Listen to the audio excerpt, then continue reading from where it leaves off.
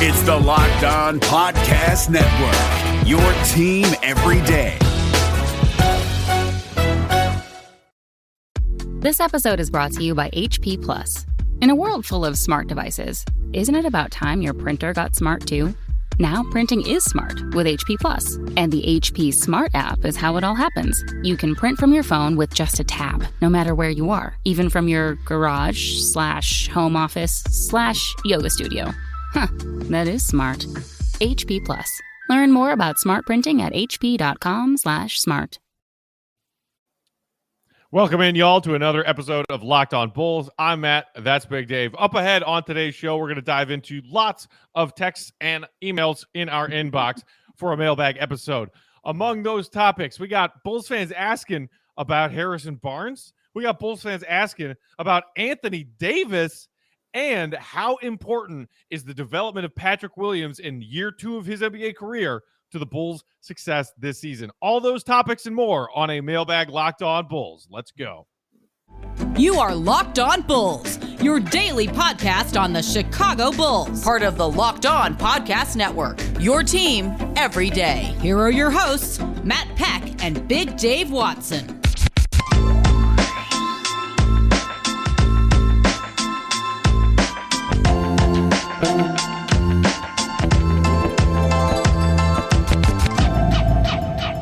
What's up, and welcome into Locked On Bulls, part of the Locked On Podcast Network, your team every day. I'm Matt Peck. You can follow me on Twitter at Bulls_Peck. That beautiful man waving his hands at you, that's my guy, Big Dave. You can follow him on Twitter at BAWL, B-A-W-L Sports. You can follow us at Locked On Bulls. Shoot us an email, lockedonbulls@gmail.com, or shoot us texts and voicemails at 331-979-1369. We're going to be doing some mailbag on today's show, Big Dave. I threw some names at you, and I looked at our topics, but you don't know what's going on. What did you think when I threw the name Anthony Davis out there? I don't think you saw my face, but when you go back and look at the show, my face will tell you what it was. And this is why I don't look at the text, because I like the surprise of it. I like you surprising me with these things, and I like reacting strictly off of that. But yeah, let's get it going on. Y'all never disappoint, Bulls fans. You never disappoint, ever. Never. And you know what? At some point, we got to switch roles, and you got to go through and pick some topics so that I can be surprised by the ridiculousness of Bulls fans. I'm with it. Let's dive right in. This first email comes to us from Andrew. G'day, Matt and Dave. Thanks so much for the show. Love listening to every podcast. My car won't start. I'm really sweaty, and I'm hungry too. You guys have it all covered. Just love listening to the commercials. On a serious note, here it is. Do you think we could trade DeMar, Lonzo, and Caruso for Anthony Davis?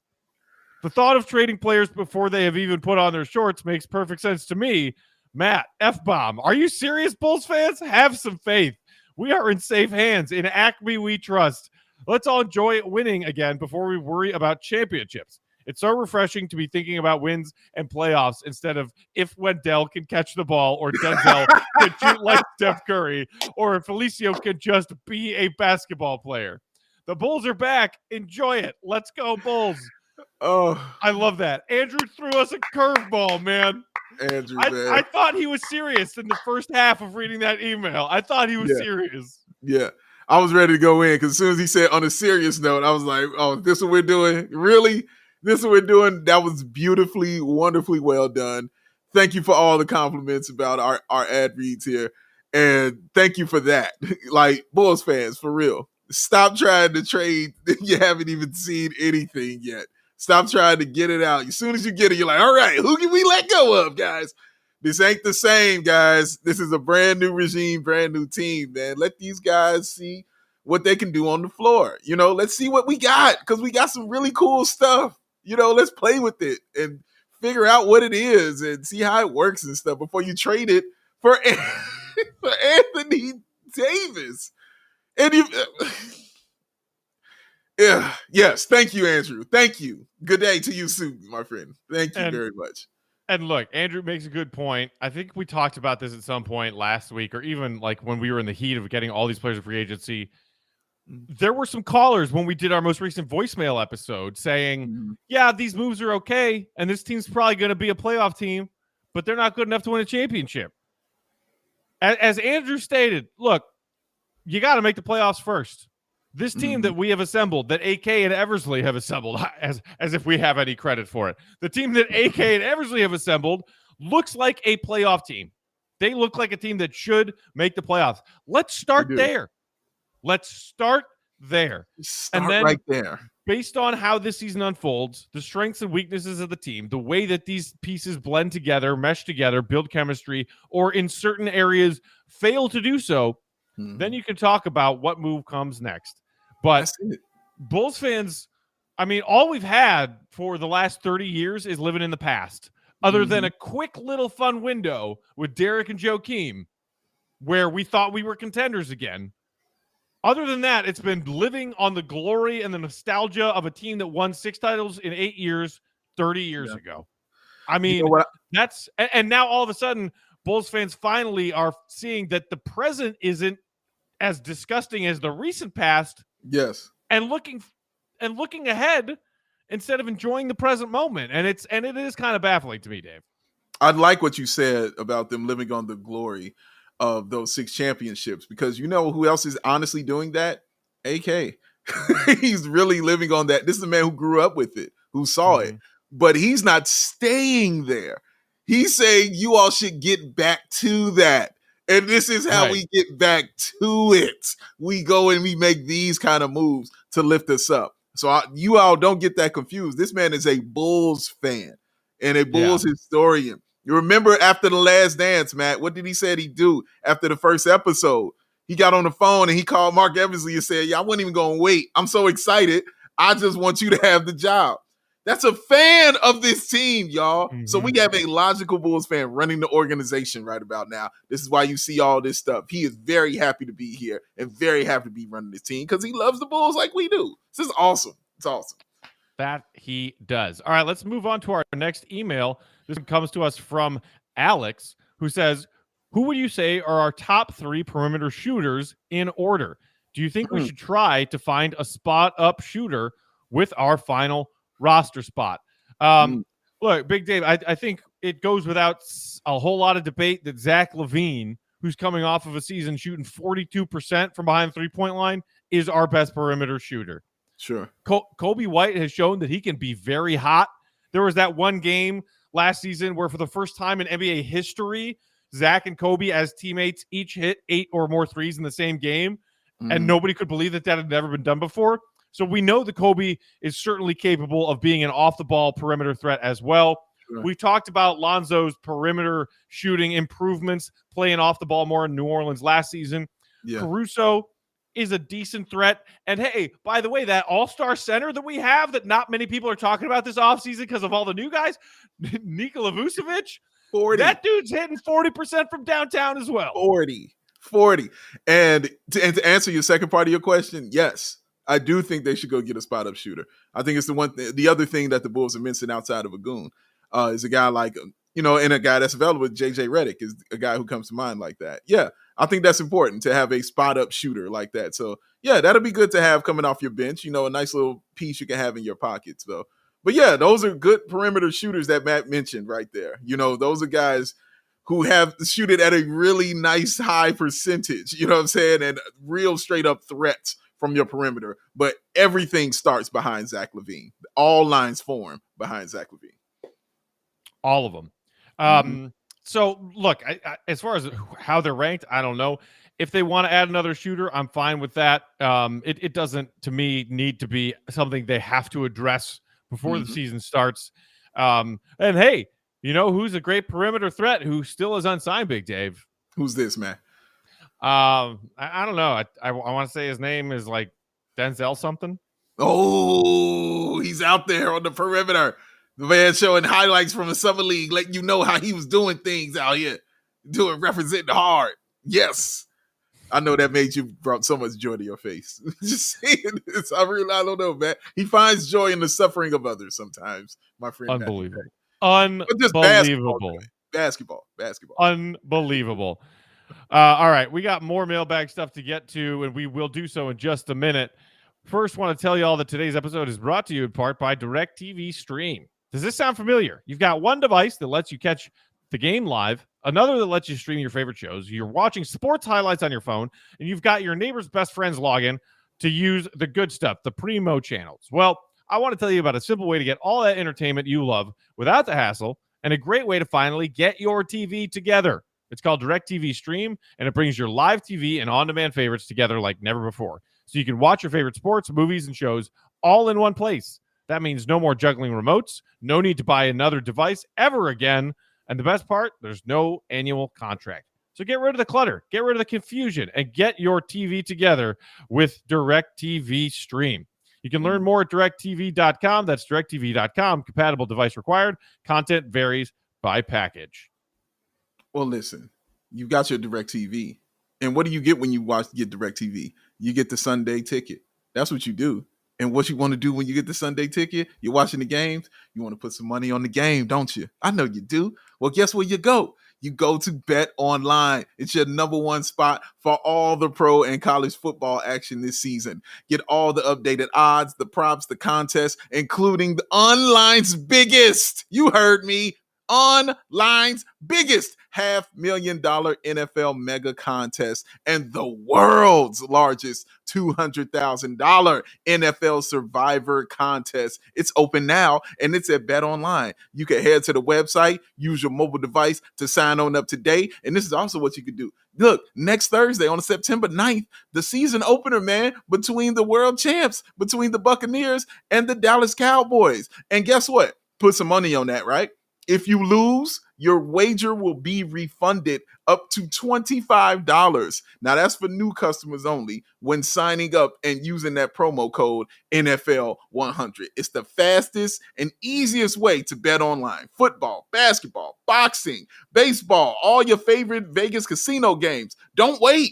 Take advantage, man. Take advantage of all the great offers that are available for the 2021 season. Use that promo code Locked On to go ahead and get you some of them savings, y'all. Bet Online, your online sports book experts.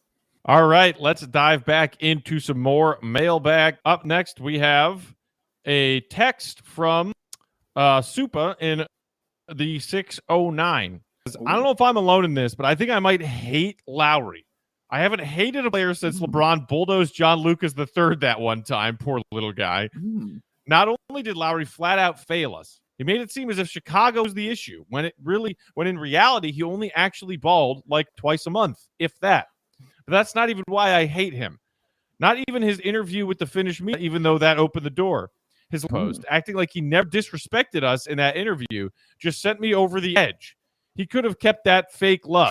I don't know. Maybe I'm just ranting. Anyway, Bulls taking it all this year. Okay. How many NBA players, how many professional athletes that and then move on? No, I don't know how that could be conceived as disrespectful, Dave. I didn't take it as disrespect. He even thanked AK and Eversley for getting him the money that he got for the sign and trade. He even thanked them for that. He was like, man, thank you. Like, y'all hooked me up. Like, I appreciate that. I haven't seen the disrespect. It hasn't shown itself. So I don't see it. I don't see what he's talking about. Or even when he's with the Finnish media and speaking, he didn't speak out of turn with the Bulls. He was like, I enjoyed my time in Chicago. I love Chicago. He constantly said that. He was like, I just, want to have, a new home. He wanted to go somewhere else. He wanted to just do his own thing now. And that's fine. I'm cool with that. You can go ahead and go to Cleveland. That's fine. You can go ahead and go to Cleveland, do your thing. I wish him nothing but success. I hope it works out wonderfully for him. And I'll be rooting for him because I still want him to succeed, except for when, he plays the Bulls. I just don't want it then. But I still want him to, be successful and moderately successful. But bottom line, to answer your question, no, I didn't take anything that I heard from him as disrespect. It just sounded like a guy who was like, dude, I really want to get out of here and do something else.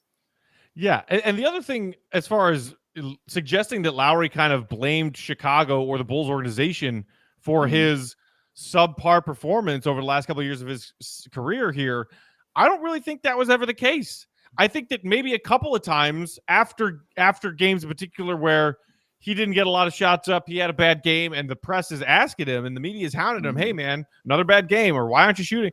He would occasionally show some frustration, especially with you-know-whose offense that turned Lowry into nothing other than a perimeter shooter. He was frustrated. But I don't think, and I would even go as far to say that I know that Lowry never once blamed the organization for any faults of his or any substandard performances of his. Unless you're watching or hearing something that I somehow haven't, as someone who follows this team on a second-to-second basis every day, 365. Dave, do you remember Lowry ever bashing the Bulls in that regard? I have heard nothing other than him saying, I want a fresh start and I would like to leave. No, I haven't heard the bashing. I guess the only thing he's saying is when he kept saying, yeah, I want to get out of here and I want a new start and I want to start over and stuff like that. I didn't take that as bashing. I took that as, all right, dude, as soon as we can get you out of here, we'll get you out of here. Like, I could, as much as you want to leave, we want you to go too. You know, like, yeah, we on the same page. He didn't say anything like, oh, this team did me dirty. I could have been better if they had done this for me. Like, like he was kind of alluding to with, like you mentioned, the dude who I will never name again. Like that guy, when he was like, yeah, he wants me to go and get the rebound and start the break. He was like, but to do that, that's basically, I got to get like 40 rebounds like to do that. It's not like, he was like, so he wants to get these touches and rebounds, and it's crazy and doesn't make sense. Yeah, that's dissing him. You know what I mean? But I haven't heard any of that as far as AK and everything. I just heard him be very kind about his time here. He loves Chicago, and yeah, he's going to go to Cleveland and, hopefully he has some success. So yeah, good luck to Lowry, man. He's not the problem no more, bro. He's out. He's gone. Don't worry about it no more. He good. Yeah. And guess what? The Bulls front office helped him get a contract that seemed like was not at all going to happen for Lowry. Yes. No, it didn't. It did not seem that way. His agent led him to believe that he was worth more than the market dictated, and he was left out in the cold with pretty much very few options and definitely few options of getting the kind of money he was looking for. And the Bulls helped him make that happen. Yeah, it was a little bit insulting to Lowry in the sense that the Bulls used the leverage of Lowry not getting the offers he thought he was going to get to their advantage, but they also used it to his advantage. Mm-hmm. I don't see the problem there. And I do not recall Lowry ever blaming his poor performances on the organization, other than occasionally, and rightfully so, expressing just frustration about a lack of shots and an offense that was not using his full set of skills, which guess what? That was accurate. That was accurate. Very accurate. I mean, yeah, just go spot up and do that and get a rebound and be like, oh my God. I'm not going to go back into it because I'm going to start yelling and I'm just going to be at peace with it. I'm going to be cool. But Lowry, I wish you nothing but success in Cleveland. I really hope it works out for you like I thought it would here in Chicago, just not when you play us. That's the only thing I can say. Okay, here we go. Moving on, we have a text from the 312 who says, would you guys trade Troy Brown Jr. and Derrick Jones Jr. and a first and whatever else to match salaries for Harrison Barnes? Barnes would be our 6th or 7th man, play both forward spots. So our core would be Zach, Lonzo, DeMar DeRozan, Pat, and Vooch, and then the bench of Barnes, Kobe, Caruso, etc. That's a good 9-deep lineup. Plus, you still have Bradley and Ayo Dosunmu. Thanks for the question. Thanks for checking in. Big Dave's rubbing his eyes. He's got his head down. Doesn't sound like Big Dave's loved this idea. That sounded like an awful lot of trade assets to give up for Harrison Barnes. What are you thinking, Big Dave? Listen. My head is down not because of you saying Harrison Barnes, okay? My head is down because already, once again, when we discussed, we're talking about trading people before you've even seen them in a uniform, man. They just got here. Let them sit down. Let him take his shoes off and feel what it's like on the carpet first. My God, quit trying to ship people out of here. Already? What is Troy Brown? Listen, Troy Brown Jr. is young, all right? We still don't know what he is. I don't want to trade that yet. Let's find out what he is first, because when we saw him last year, he looked like a guy who was solid being a two-way player, didn't he? Especially on the defensive end, which is how he got on the court. We're like, okay, bet. Let's see. I couldn't wait to see what he looked like next year. Derrick Jones Jr., Another one of AK guys. This guy's a leaper. And someone, and my friend, I think it was my friend Chris, who accurately pointed out to me, this is the first time. Actually, no. Oh man, I wish I could remember who said this, man. But I don't want to give props wrong. So if I'm forgetting who said this, I'm sorry. But they said this is the first time Zach LaVine will not be the highest jumping person on his team. He would not, you know what I'm saying? Not be that dude. Oh, I know who it was. It was Tony Gill. Thank you. Yes, it was Tony Gill who said this. He would not be that dude. The first time ever in his NBA career, Zach LaVine won't be that guy on his team. It's now Derrick Jones Jr. So you got this athletic freak out here on your team who AK really love. And you want to trade it for $20 million, about to get up out of here, you know what I'm saying, with the stench of Sacramento on him, Harrison Barnes. I don't want listen, I like him if he was available in free agency. I'd be like, yeah, give me Harrison Barnes. But I'm not giving you 2 young assets and a number 1 pick for Harrison Barnes, family. I'm not doing that. What has Harrison Barnes done in his career to warrant that? And it's, you could have argued it to me when he was younger. You trying to give it to me like 10 years later? And I said, that's what? No, that helped Sacramento way more than it would ever help the Chicago Bulls. I guarantee when I was on Locked On Sacramento, Locked On Kings, and that got brought up, he would have jumped at that. You know what I'm saying? My man Justin would have jumped at that right there, man. Because that is a heck of a trade if they could pull that off. So to answer your question, I like Harrison Barnes, solid player. If he was available in free agency, I'd take him, but I would not make that trade. That does not help the Chicago Bulls, in my opinion. Yeah, man. I don't need to add anything to what you just said. I agree. That's a ridiculous haul for Harrison Barnes, who, by the way, is making $20.2 million this upcoming season and almost $19 million the season after that. Yeah, he's a 30. Wait, he got 2 years left? Oh yeah. Oh, snap. Yeah. I want no parts of this. No. No. Look, he's a decent player, but all of that stuff that you said you'd give up. You said Troy Brown Jr., Derrick Jones Jr., a first and whatever else.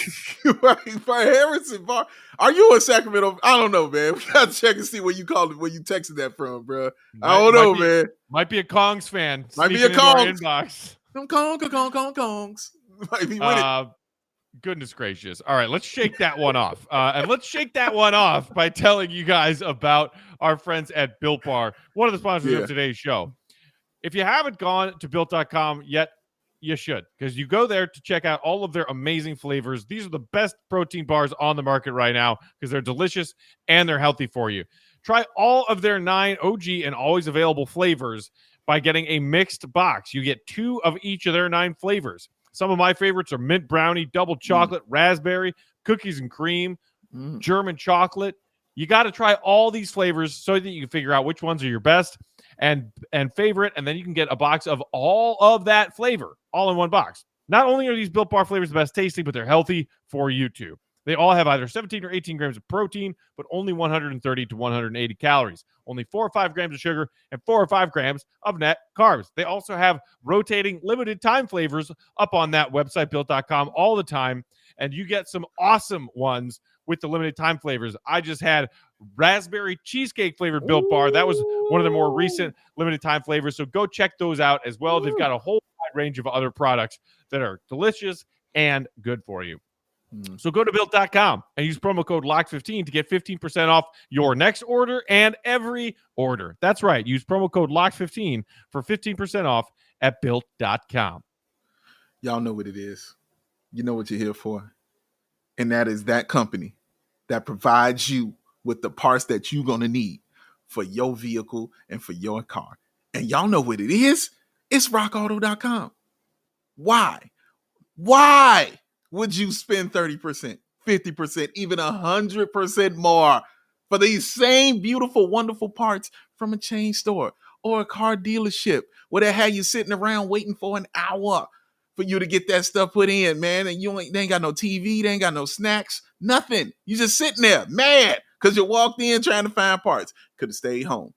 Just hit rockauto.com, man. It's a family-owned business serving the do-it-yourselfers for over 20 years. Reliably low prices for every single customer. Everything that you might need. Need some brake parts? Guess what? Need some tail lamps? Guess what? You need that motor oil? Where can I get that? RockAuto.com is where you can get it and save you some money. That's where you need to be. Now go to RockAuto.com. You can use your computer. You can use your mobile device. If you got, anything, you got it handheld, type that in, RockAuto.com, right in there. And when you do that, write Locked On in there. How did you hear about us section to let them know that my man Matt Peck and Big Dave sent you. Amazing selection. Reliably low prices. All the parts your car will ever need. We gonna do it smooth, y'all. RockAuto.com. It's beautiful. I missed it. I hadn't heard that in days. I needed my Rock Auto fix. It needs my fix. Needs it scratching. Got to have it. All right. We've got more mailbag stuff to get to. Big Dave, this is a big question and a good question. Sure. This one comes to us from the 302, who says, I think the Bulls' ceiling is mostly set by Patrick Williams' development and by their ability to play playoff-level team defense. Can Billy Donovan get this team, specifically DeRozan and LaVine, to step up on D? Okay, so two thoughts here. Sure. This texter thinks Patrick Williams' development will be huge in the Bulls' success or failure this season, as well as their team defense. If you had to pick one of those two things being better than expected or at least meeting expectations, which one of those would you say is more important? Patrick Williams' development or team defense? Wow, that is a great question. You know what? I'm going to go... that's a tough one. I'm going to go with team defense. I'm going to say team defense. I think it's vitally important, but here's why I'm not concerned about it. Is one, Zach LaVine wants to play defense. And I'm not just basing that off of what he did with Team USA when he was guarding the guys from end to end. I'm not just saying it off that. I'm basing it off of what he said years before Billy Donovan and AK even got here. He was like, dude, I want to be better defensively. I'm basing this off of Kendall Gill spending time with him in the offseason, working on his defense and showing him the Kendall Gill moves that he did, and then watching him execute it with Kendall Gill, sitting with Kendall Gill and watching him execute what Kendall Gill taught him, and how happy Kendall Gill was when he was executing those moves when he showed them to him. That's what I'm basing it off of. Zach LaVine wants to play defense. He wants to be better at defense. And not only is he wanting it, he's done it. Honestly, guys, he's gotten better at defense every single year. I don't see why this would be any different, especially coming back with a gold medal around his neck, knowing that, if I play defense, I can get more of these. This means winning. Really? If I play defense, guess what? I'm going to go do that. So he's going to be solid. DeMar DeRozan is going to be cool defensive. I'm not saying we know he's not a defensive stopper. I'm not asking him to be. Just stay in front of your man. Like, that's all I'm really asking from him, dog. Stay in front of your man. Because honestly, I got Patrick Williams, whose development is not really going to be vital for me on the defensive end because I know how good he is defensively. You know what I'm saying? Mm-hmm. So I know he can cheat with that. And I know I can cheat with Lonzo Ball as far as, his on-ball defense. And I know I still got Caruso sitting there on the bench, you know what I'm saying, as far as his defense is concerned. And guys, don't sleep on Troy Brown Jr. I'm telling you, that dude can play defense, man. And he plays it pretty well. So, and oh my God, I still got Ayo, and he hasn't even developed yet. Yeah, they have people who can play that position. So, but I think team defense will be more vital slightly. Like it's not by a lot, but I'll go with team defense. Interesting. I'm going to take the other side of this one. Sure. I'm going to say Patrick Williams' development, and for a few reasons. Primarily, offense wins in the NBA. Offense beats good defense 9 times out of 10 in this league. That's how it is now. That's the way it shifted. Mm-hmm. We're not in the 90s or early 2000s anymore when it was like, hey, we're going to win a championship game 72-69. No, doesn't happen. Does not happen. Yeah. If your team can score more than your opponent, you're going to win, plain and simple.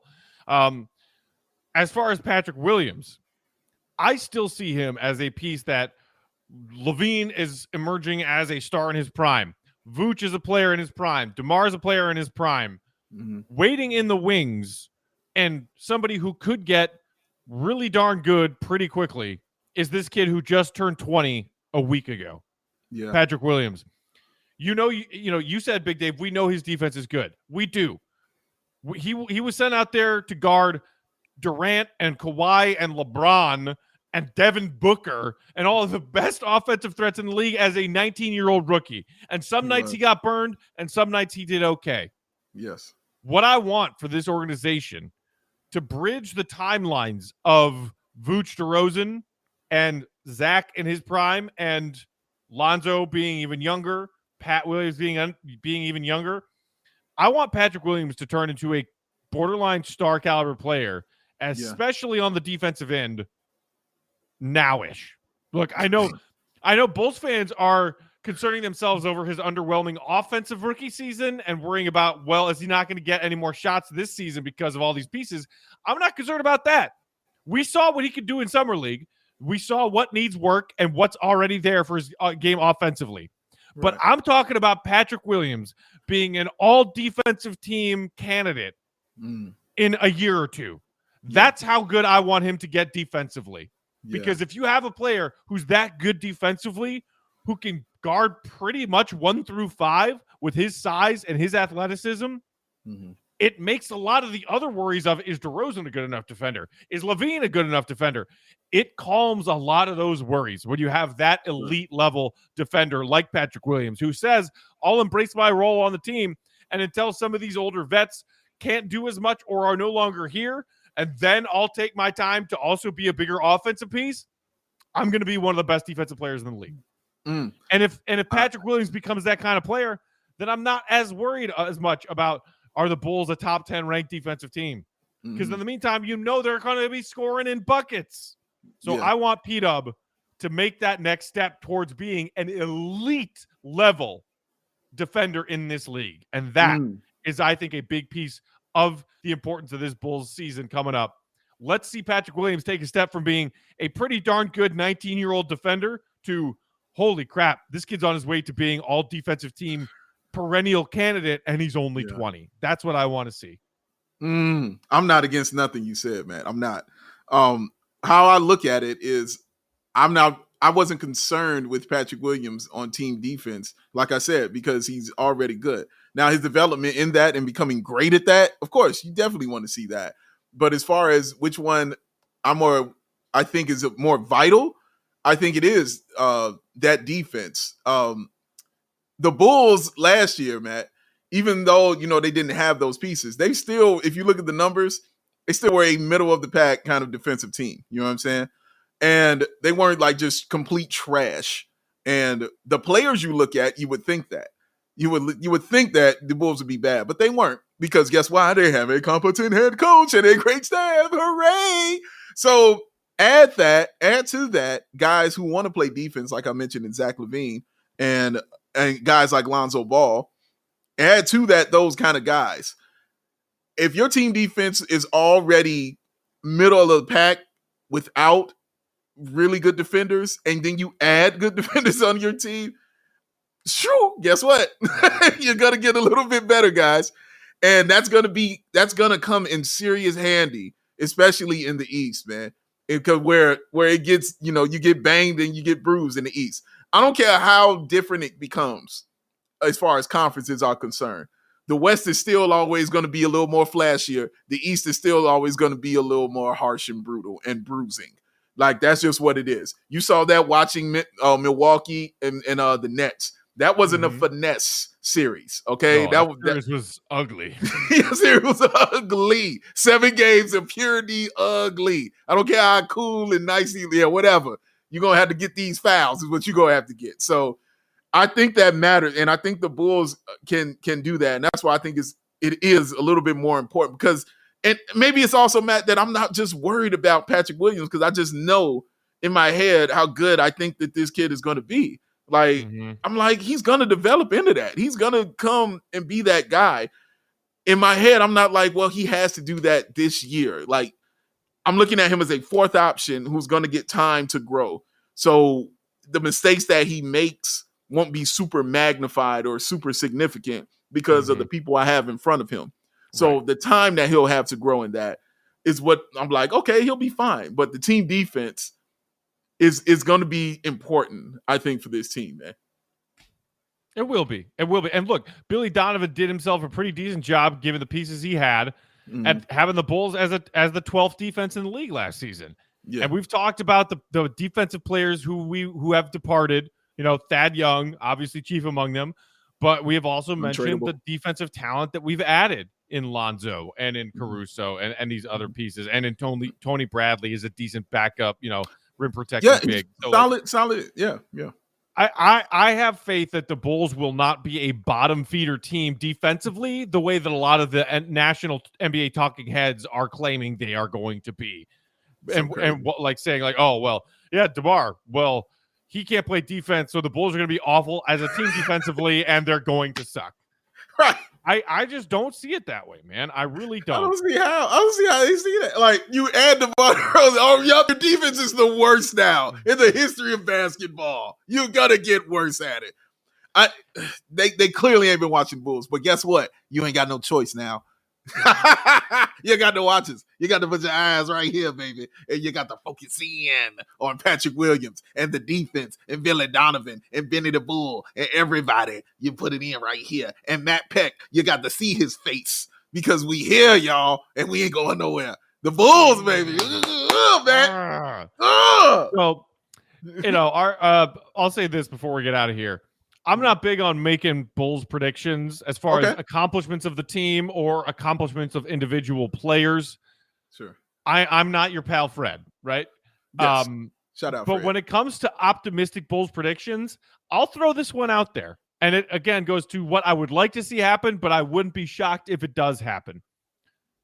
Patrick Williams.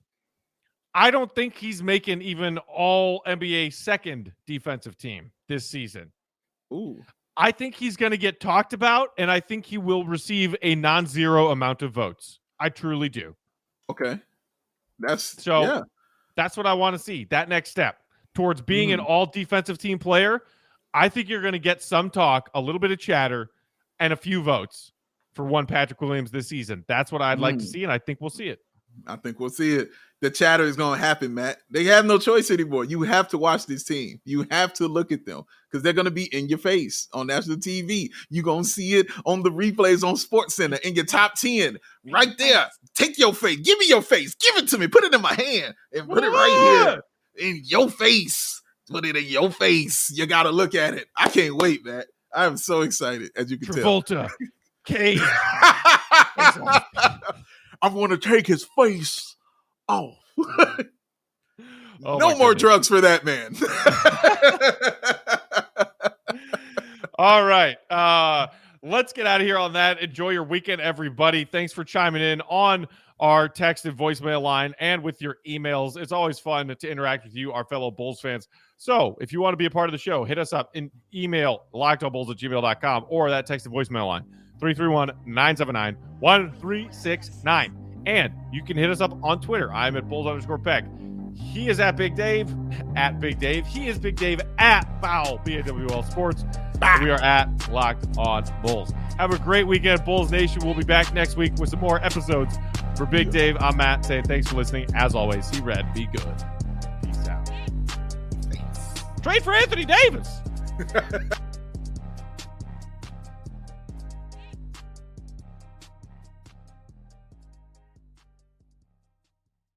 The circus comes to Philly and the Saints march to Florida. Here's what our local experts are locked on today.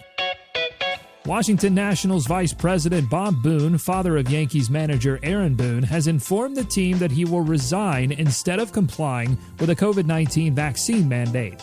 For more on this story, listen to the Locked On Nationals podcast with local expert Josh Neighbors today. Locked On 76ers host Keith Pompey broke the news late Tuesday that Ben Simmons informed the Philadelphia 76ers front office that he no longer wants to be part of the team.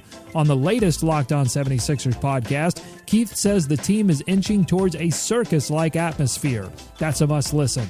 The New Orleans Saints will open the season playing the Green Bay Packers in Jacksonville due to Hurricane Ida. How are the Saints handling all of these adjustments as the season is just days away? The answer is on the Locked On Today podcast. All the sports news you need in under 20 minutes. Follow Locked On today, wherever you get podcasts. Local experts on the biggest stories. It's the Locked On Podcast Network, your team every day.